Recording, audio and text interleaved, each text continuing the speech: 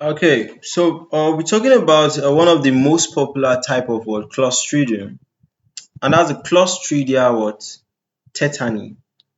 All right. So if I heard about tetanus, all right, that disease condition that is usually contacted from all those rusty metals and all of that.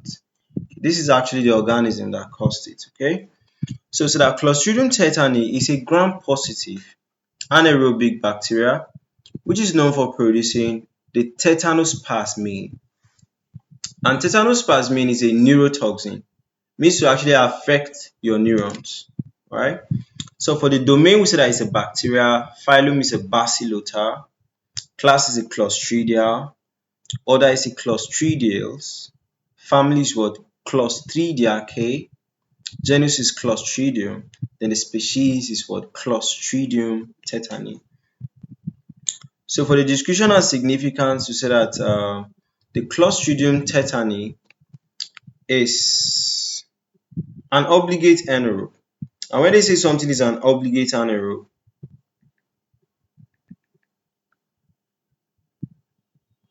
right?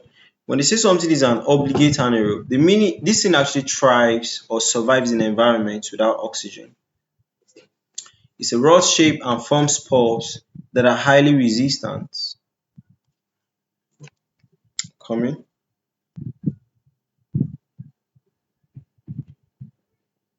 right? So it forms spores that are highly resistant to heat, drying, and disinfectants. So these spores can actually survive in harsh conditions. That's why you see that a metal has this Clostridium tetani for a very long time. Till when you go and step on it is when the problem will start coming. Okay. So that the tetanospasmin toxin is produced by Clostridium tetani and is extremely potent and acts on the nervous system. So it now inhibits the release of what neurotransmitters, leading to what unregulated muscle contractions and spasms, which is known as what spastic paralysis. So you can see that what this person is in opistotonous position. So the muscle contraction is what basically uncoordinated. Okay. So for the pathogenesis, it actually enters through cuts, wounds, or punctures. Then it will now germinate, all right, inside the wound. The toxins will now be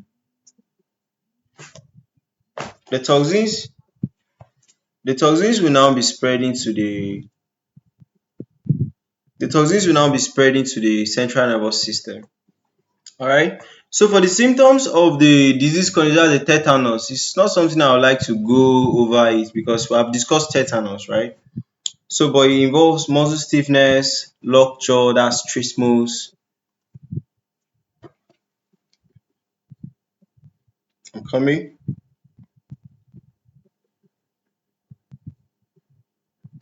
All right. Difficulties in swallowing, generalized muscle spasms, and all of that. Okay.